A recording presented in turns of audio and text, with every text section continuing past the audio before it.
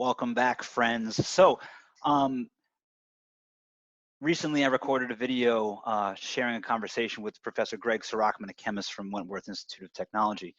Again, just to try to provide some brain breaks and show different perspectives as to how other professors, other faculty are dealing with this, what message they have for students, for fellow faculty, and just for humanity in general. And maybe, just take a break from your 4 or 5 classes or anything else that you got going on. I know it's kind of a catch-22 because I'm saying take a break and your whole life now is kind of on the internet, and here I am saying watch some more videos. But again, these videos are just meant to show you that we're all going through this together. And it's also a way for me to actually have contact with other people. So I want to go with round 2. Let's see if this works once again. Come over here. This should do it. Derek, can you hear me? I can. I feel like that was like a famous song from The Who or something, right? Derek, can you hear me? So, ladies and gentlemen, I'm super excited right now to be talking with one of my good friends, another one of my business partners, and a professor of industrial design, Mr. Derek Cascio. How are you tonight? Hi, everybody. I'm great. Thanks for having me, James. Good. So, start this out really quick, 30-second answers to some of these questions, because I know you super well, but, a lot of the people, my students definitely don't know you. So give me a brief thing. Who are you? What do you teach? What got you interested in that field? And we'll go from there. Sure. So, like you said, my name is Derek Cascio. I teach industrial design, Institute of Technology. So you imagine everything from, coffee cups to medical devices to large experiences like at Disney World. Typically, there's an industrial designer involved in that somewhere. Board games, video games. A lot of people have industrial design backgrounds. It can take you to a lot of different places. So for me, I got into the field because I was interested in movie props and getting involved in the concept art stuff, and actually started in film and animation, and then found my way into product design through a weird, most of the people that get into industrial design, if you ask them how they got in there, they'll say, I have no idea, or I found it by accident. So that's kind of how I found myself in that position as well.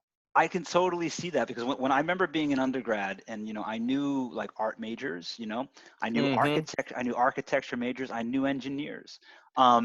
And you really live like on the cusp between all 3. Yeah, absolutely.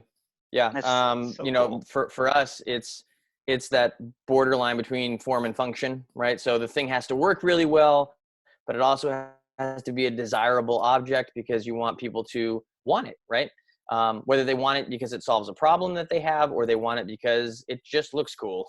For us, the looks cool piece of it is sort of secondary to making sure that it works really well. And I think Steve Jobs said it best, the way it looks is because of the way it works. And, Absolutely. Those things are married in some way. So that's sort of where we come from. Awesome. What's your, so again, I know you're all over the map, what's your favorite part about your field? What is, or the part of your field that you like to engage with the most? For me, like the problem solving, I always like to fix things, and like, I like the idea of a problem that needs to get solved. And, I think that's why the sciences and industrial design blend really well, and why we've gotten along so well, and why, Right. We've had a lot of overlap in our professional work. Because at the core of it is like, oh, I want to solve that problem and I want to do it in a clever way, right? So that somebody goes, ooh, that was neat, or like you get that delight or surprise component. And so for me, when I'm solving a problem and I have that, like, there's sort of a clever solution to it, I get super excited about that. And I know that, my students feel the same way when they unlock that answer and they go, ooh, I got it, and that feels really, really nice. So I like that part of it a lot. Let me ask you a question about that, because one of the things, Sure. and the reason why we're doing this is kind of to put things into perspective in this kind of really weird time. But me personally, one of the things that I'm having a lot of trouble reconciling right now in this weird time is, that feeling of, like you said, solving a problem, and then that moment of like, like it feels good to solve something. I feel like because of the circumstances that we're in, I'm doing things and getting stuff done, but I also don't feel accomplished. Are you getting that as well? It's weird, so So I'll take a little bit of a step back on that, because I think in general, the design community as a whole has responded very well to this for a couple of reasons. One, a lot of us work like this already. So if you're a freelance designer, you're working remotely a lot of the times. You are working with people overseas and sending things back and forth through the mail, or and you can oftentimes be very disconnected, or teams can work very remotely a lot. So I think a lot of us, this was not a super difficult transition. I think where I'm struggling with some of it a little bit is this. There's two parts of it. For me, it's sort of like, well, we're trying to maintain business as usual in a Yeah. time that is not business as usual. Or anything And close to usual. right, right. And so while we're comfortable working like this in a lot of ways, we still have to address the fact that, like, there's stuff happening externally that is pretty bad, and we can't just pretend like that isn't existing.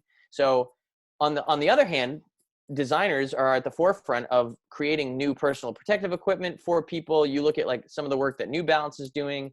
Wentworth's got some initiatives that we're trying to figure out. There are a lot of schools that are trying to pitch in and utilize some of their design and engineering capabilities to address this problem. Right. And I think that's one of the things that I try to tell my students a lot, and where I think, I'm particularly optimistic about, humanity in a lot of ways, in the sense that, like, when we're faced with a problem, we may struggle, like, kind of getting our feet in the right place, but once Sure.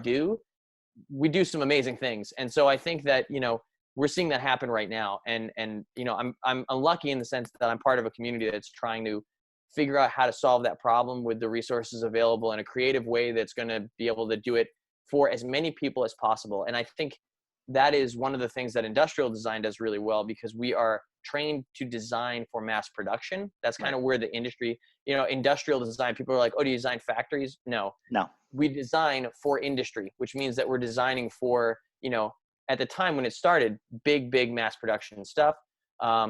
That's changed a little now, where we can also do like one-off custom things because we have the technology. So that's created this really interesting environment for us to be able to try and tackle the problem.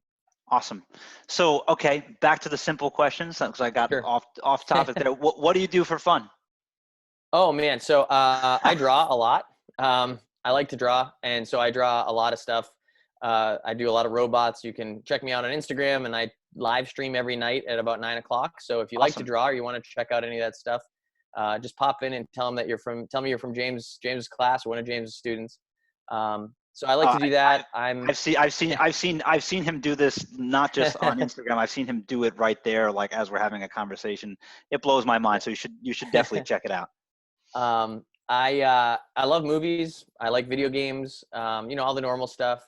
My wife and I recently bought a house, so we're like, renovating and planning the house, and so that takes up a lot of my time now. And and then Fourth Law Labs, like we're working on trying to get that up and running. So that's look at this.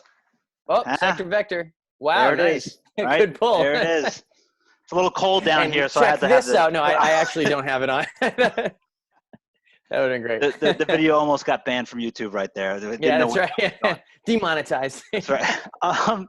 So, all right. So you're teaching a couple of classes right now. Yeah. So hopefully some of your students will get a chance to see this too. So what do you think is one thing? And I know that you're like me. You're kind of an open book, but what do you think is one thing your current students don't know about you that they should know about you? One of the things that my students don't know about me. Yeah, that's a tough one. I'm pretty open book. Like, they can see everything online a lot of the times. Right. One of the things. Oh, geez. I've only broken one bone. Ever? And it was a fracture of my collarbone that I got while I was playing roller hockey, street hockey. And really? I did a crossover. Yeah, crossover, caught my break, and went down right on my arm and broke my collarbone. Gosh. I don't think anybody knows that. True story. Junior year of high school. So what are you, 16 or 17 at the time? Yeah. Me and a couple of friends, we played for our high school team, but then we also played just in a regular league for fun. And one of my buddies goes into the corner to get the puck. Guy cross checks him from behind, and like it was a bad hit. You know, he gets up and his collarbone is just sticking Oh, jeez. out through his jersey, like through the pads, Yeah. like, and like I almost vomited in my mouth. Yeah. And Yeah. I this imagine that's guy gonna. didn't even realize it. Wants to go and fight the other guy, and the other guy looks at his collarbone and is like, "No, man, like we're done with this." And he chased him to the bench. He just wanted to keep going. And like all of us were like, um, we took him to the Hockey hospital players, man. afterwards. Yeah, I know, they're crazy. Okay, cool. So I got to ask this. So another thing, so you might not know about me and Derek, we also share the same birthday. Our That's personalities, we true. have a lot in common. The isolation, man, is killing me. You know, I'm a social person, and Yeah, especially in me the too. classroom, being with my students, that feeling, the isolation is killing me. How are you handling the isolation right now? So, typical Gemini, right? Like, we've got two sides. Yeah, There's a side of me that very much likes my privacy. sure. There's the other side of me that is very much the extrovert and really likes to be, out there. So for right now, the private side of me is enjoying this. So like I've managed to, and I think there's some other parts to this. I've been trying to find the silver lining in this whole thing since it started. Yeah. And there's a couple things that I think have been very good. And then I'll answer the question because I've got some techniques to that. Good. But I think it's good for everybody to hear this. So, things have slowed down a little bit. And I think that's actually been for the best in a lot of ways. And part of what that has allowed is for me to connect with people that I haven't talked to in a really long time. So, Zoom has been an outstanding tool. I don't work for Zoom or get paid by Zoom, but Right. Same I'll here. tell you, it's been awesome because I've been able to get a bunch of people on the phone at the same time because I know we're all going to be in the same place. We're all home now, right? Or should be. But we're all home. And so I've been able to set up some calls with some people that I haven't seen in a long time. And I've made, stupidly, I haven't made time to talk to those people in the past because I've been at work or I've been busy doing other things or like I'm in the car and I'm pretty good at staying in touch with people. And this has Right. been, But you're running the rat race. yeah. And so now we've slowed down. And so it's let me do that. So I've been using Zoom a lot and I've been on the phone a lot. I actually ran out of I still had an old phone plan that still had minutes. So I burned through all my minutes. So I upgraded my phone plan finally. It's been years, but Okay. so, I've been connecting with a lot of people and, on the flip side, my wife's home as well. So like, I've been enjoying spending time with her, which I don't get to do that often during the week because we both work crazy hours and Ships in are the night. commuting all the time. Yeah. And so, there's a part of this that's really, really nice. And it sucks that it took a global pandemic to make me realize some of those things. But every once in a while, you need that kind of like splash of cold water in the face to go pay attention to the stuff that's really important. Yeah. And so I can see that. Mm-hmm. yeah. And, and the fact that so many meetings have just been canceled, like I haven't, for me, like a lot of my subcommittee meetings as a faculty member, a lot of the meetings that, were regularly scheduled and happening all the time are gone. Right. And so I've filled that time in with other things. I've been drawing more. I'm able to have those phone conversations with people. I can do stuff like this. Yeah. So that's for me. I've been doing that to offset the isolation. Oh, it's really good. And I mean, one of the things that I mentioned when I was speaking with Greg, was that, for me, I haven't fallen into that nice rhythm yet where it's like, like reaching out to people that I haven't in a while. Yeah. But it has made me take a weird look in the mirror and a weird look at like little things that like, man, some of the little things that like you might hate, like driving to the grocery store, right? Yeah. Like all of a sudden now You it's want like, to do man, it. it puts things into a very weird perspective. Yeah, for sure. Even my hockey league is canceled till God knows when, and it's like I like all these little things. My band hasn't met for practice in weeks. So all these little things, I say, man, when you're in the moment, you're like, oh, I don't want to drive and go do this thing, or oh, I'm a little tired, I don't want to play hockey today. But man, just not take those for granted. Yeah. The mundane is no longer mundane, right? The Not mundane at all, is now, or not even close. So it's weird. On the teaching side for you, right? Yeah. There was this time, right, when, pandemic was starting. It was in the abstract, schools might go online. and then it became not as a matter of if, but when, Yeah. Yeah. there was a time when it was abstract, but now it's the reality, right? You're already in the Hmm. swing of things, So tell me about, what do you feel were some challenges that you anticipated when it was abstract, and now that you're on the other side, what are things that surprise you? Either maybe something's easier or more difficult than you expected. That's a good question. So I'm I am by nature a planner, like, and a preparer. Like I when this started coming, like I had a feeling this was going to come and hit us at some point. So I started thinking about how I was going to transition my classes Right, over like 2 weeks, 3 weeks before this was even like a thing. right. So for me personally, like that went very smoothly. And I got to say the same for a number of my faculty that I work with. Yeah, Like we were pretty good. Again, it's kind of built into what we do. So like we knew how we were going to switch some of this stuff over remotely. yeah, The downside, probably the hardest part of this whole thing, and it's exactly what I thought it was going to be. There's two pieces. One, trying to make sure that students stay motivated and keep doing the work when they're at home, yeah, because this is new for a lot of them, right? They're used to yeah, like being on campus and being in a studio environment where they're with each other, which is yeah. absolutely necessary. You Like, have your regimen too, what you do yeah, every day, what meal you eat, yeah. yeah. And so that's one of the things that I told my students very early on is, look, there's a couple things you got to do. You got to get up in the morning and you got to get dressed like you're going to work, right? Don't put your pajamas on. Don't stay in your pajamas. Don't keep your sweatpants on. Like, get Right. dressed like you're going to school.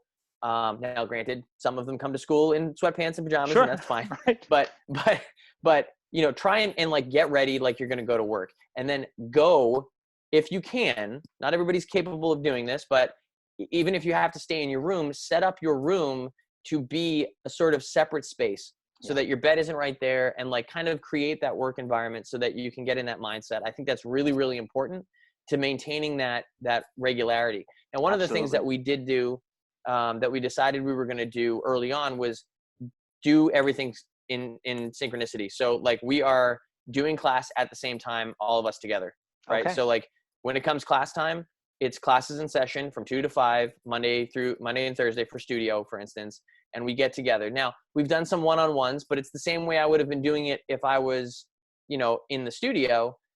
So what we'll do is I'll have everybody come to class and I'll just pull them one at a time out of the class, Yeah. right? Gotcha. Or I'll set up a 20-minute block of time and then they can work together if they want, or if they want to work on their own, like they were at their own desk, that's fine too. Gotcha. So, I've done it a couple different ways, and they've both worked in different fashions. And we've seen good success from that. Where I knew we were going to run into some serious issues, and I think it's playing out that way, is just the hands-on model making side of Yeah. things. So an integral part of what we do as product designers is prototype. And when we prototype, it's not just digitally, it's physically. So we Right. make a lot of models. If I'm going to design, this mug, I'm going to build models. Now we have Right. 3D printing technology, which we didn't have before. But you still have to print the model and mail it and get it back. And that creates some challenges. Right. It's a time So delay. Yeah. we're working on, ramping up lower fidelity models, which again, they learn how to do this stuff. Like we've been preparing them for this kind of thing since the time they're freshmen. And the first thing I do when I start up my sophomore drawing class is I say, look guys, which is a digital drawing course, I said, you may not always have these tools available to you. So you got to know how to do it, with a pen. Yeah. And so now we're living it. Yeah. Yeah. So as a teaching experience, it's been great because I'm like, remember that thing I told you? Here it is. Oh my Here it gosh. is. That's right. So, and the adventure studio that I run, which is an outdoor sort of outdoor gear adventure, wilderness adventure kind of studio. A large portion of that studio revolves around the idea of preparedness and Yes. planning and survival stuff. So another great, real life experience of saying, hey, listen, this is something that could actually happen. Well, I mean, for you, and so Derek runs a lot of kind of very interesting topical studio classes. Mm, We did a game design class together many years ago, which is how we originally arrived at Sector Vector. And then, like this adventure course that you do, I mean, you could assuming that we get back to school in the fall, yeah. fall next spring, I mean, you can take the lessons from this semester and say, okay, how do we have a class preparing for this in the future, preparing for a Yeah. pandemic? It Yeah. almost writes itself. That's one of the beautiful things about my program and design programs in general, is that we can be extremely topical and we can be very hands-on and extremely collaborative. And that's one of the things that this has made things a little bit more difficult in thinking about. We go all year round at Wentworth. So if we aren't on campus in the summer, if this extends, how am I going to do the studios that we originally planned to do with some external partners if we're all remote, or the Right. students can't build things the way that we were originally thinking that they were going to build them? So that's Right. created some interesting challenges that we're trying to think about now. Awesome. So you kind of touched on this already, but if you had a direct message to your students, or even my students, or any other student that's in this, no matter what courses they're taking, what would be your message to them in this time? Well, I actually sent this in an email to my students at the beginning of the semester when this all kind of started happening. I think it still is appropriate, is that, for us, we thrive on constraints, right? If we're going to, that problem is what drives a lot of designers. So I'm looking at this as just another set of constraints that we need to adapt to and overcome, right? And so the idea is that we're going to approach this problem like we approach every other problem, and we're going to come up with as many solutions as we can, and we're going to do it together, and we're going to iterate together, and we're going to get through this thing to the other side. And I think, at least historically, on the other end of these kinds of things We've are always been for the typically better. periods of amazing growth. And so I am hopeful that, if we apply what we have learned and what we are, striving to teach, and continue down that road, we'll get out of this, better than we went into it. So that's kind of where my head's at, I hope. Love it. Love it. Love it. The optimist like myself. What about